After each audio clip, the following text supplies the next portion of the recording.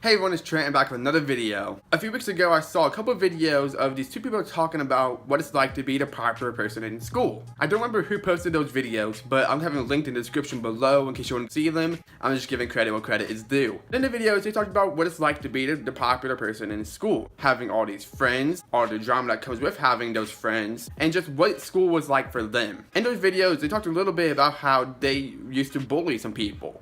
How back then they were a different person than who they are now, but regardless how they still bullied people and how they mistreated people just because they thought that they were better than them. As I was watching those videos, it sparked this idea in my head. They're talking about what it's like to be popular, and as they're talking about that, they mentioned how to pick on people that they felt were below them. It made me come up with the idea of this video that you're watching right now. What it's like to be the outcast in school. That's something that I know very well, and it's the lifestyle that I basically grew up on throughout school, at least up until high school.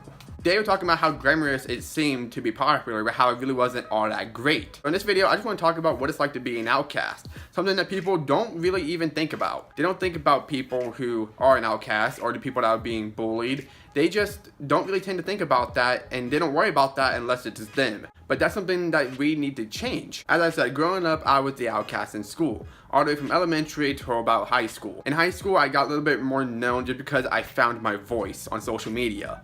But before high school, nobody really knew my name. Throughout elementary school, I always got picked on all the time. Now that might have been because I wore high waters and long white socks that went up to my knees. But regardless, I got picked on a lot. I didn't think I deserved it because I didn't do anything to anybody. I was a very quiet and shy kid. So with me being quiet and shy, nobody really knew my name, and I was an easy target to be picked on because they knew that I wouldn't say or do anything. They just had the complete advantage and control over me, and they knew that, which is why I was such an easy target. Now for me, being an outcast just mainly means that you are excluded from everybody else, and that's exactly what I was. The only time anybody gave me any attention was if they wanted to pick on me. And honestly, it sucked because it makes you feel so isolated and so alone and very abnormal and like you don't belong. People who were picking on me didn't realize how they were making me feel because they were just trying to either impress their friends or they just got some kind of sick gain off of picking on me. They enjoyed it for whatever reason.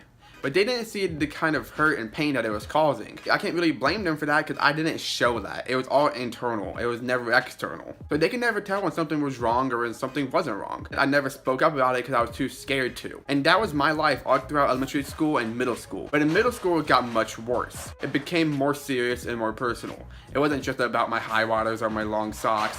It was about me, how I stutter when I talk, my voice when I talk, about how I was a teacher's pet because I got good grades. You know, it became much more personal than just my appearance. And it just really sucked because, as I said, it made you feel so alone. I had a small group of friends of like maybe 2 to 3 friends who were also outcasts. So in my little group of friends, I didn't feel like an outcast. I felt like I was somebody, like I belonged somewhere. As a group of friends, we felt so big, but we had those people outside of our circle that made us feel so small. And it was those popular people. And I feel like this video makes their videos come in full circle. Because in this video, you see a glimpse of what it was like for us. In their video, you see what it's like for them. To me, the popular people, their life seemed so awesome. They got everything they wanted, they had all these friends, everybody loves them. I didn't think to see about the bad things that was going on in their life. Vice versa. They were talking about how awful it is to be popular, how it's not as great as it seems, but they don't really understand what it was like for the outcasts, the people that they are picking on. And I really don't think anybody realizes that. They don't realize that their words hurt people and how they treat people affects people. So the popular people didn't realize that the way that they were treating me and my group of friends, how that affected us and how it made us feel. As I said, this happened all the way from elementary school up until high school. And I was dealing with this my whole life. And it got to a point where I honestly had to go to counseling. And it got seriously bad for me mentally. Because I started to believe the words they were saying. I really felt so isolated. Even in my small group of friends, I felt isolated. I just didn't feel like I belonged there. Nobody wanted me there. And it became a very scary time. You don't know what it's like to be an outcast unless you are an outcast. All the issues you have to go through, all the words that you hear every single day. And it just blows my mind how there's so many people that feel this way, but yet they feel so silenced by people who make them feel that way. For me, being the outcast in school was really difficult because, as I said, I was already so shy and quiet as it was, so I had no voice. There was nothing I could have said or done. But then I discovered social media, and I discovered Facebook. On Facebook, I was posting stupid dumb statuses and it got 0 likes, 0 attention, nothing at all, until I went to school the next day and I got picked on for whatever post I made. But then one day I started making rant videos, the videos that basically got me started on YouTube as well, the videos that encouraged and motivated me to make YouTube videos. I started posting rant videos on Facebook just about bullying and loving yourself, you know, just the basic stuff that I feel like people should know about and should like learn to do. And those videos started gaining a lot of attention. And then the more videos I made, the more attention they got, and then the more my name got out there and the more of a voice I had. As soon as I started making those videos, the people that were bullying me tried to become my friend. And when they tried to become my friend, that's when I learned to ignore them. My whole life, I believed everything that they said about me, all the hurtful words, everything that they were saying, I believed. But then when they started trying to become my friend, that's when I finally learned to ignore them. Because you can't make somebody feel so small for so many years, and then once they're on their come up, try to become their best friend. That's not how, no, you can't do that. Me getting that attention on Facebook was not as great as it seemed. It was the attention that the popular people were getting my whole life, but it really wasn't all that special. It was great making people feel good and making them feel like they're not alone, but getting all this attention from people that I didn't want the attention from wasn't worth it. Because as I said, they tried to become my friend because they saw the attention I was getting, but I didn't want to be their friend because of how they made me feel literally my whole life. And that's when I realized that popular people want nothing more than what's best for them. Looking back, the people that bullied me, I hold 0 resentment towards them. Some of them I say hi to when I see them out in public, and like, it's chill. Because I understand that that was just petty middle school, elementary school, and high school stuff. We are adults now. There's no reason to stress about that, and there's just no reason to hold on to that. Granted, they caused me a lot of pain, but they made me stronger, and I used that pain to be where I am now as a person, making these videos.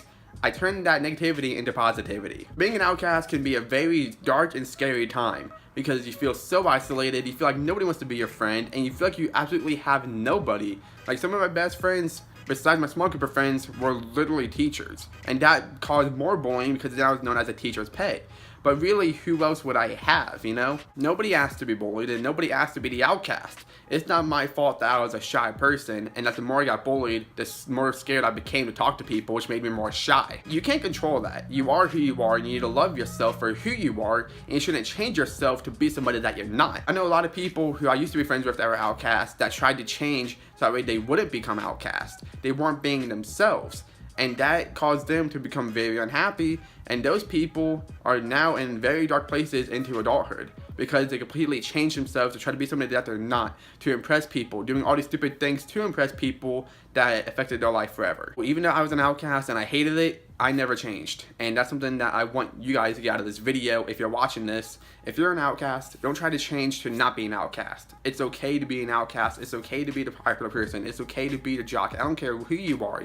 It's okay to be yourself. But something that I find very crazy though, out of me making this video and watching the videos about what it's like to be popular, I didn't realize the bad things that are going on in their life. They didn't realize the bad things that they were causing in my life. When it's all said and done, we both kind of wish things would have been different. They wish that they weren't popular. I wish I wasn't an outcast. When it's all said and done, we changed for the better. They stopped bullying people, they grew up a little bit. I grew out of my shell and I'm not as shy anymore. Even though that there were these certain cliques growing up in school, outcast, popular, whatever the case may be, you eventually grow out of that and you blossom into who you're supposed to be.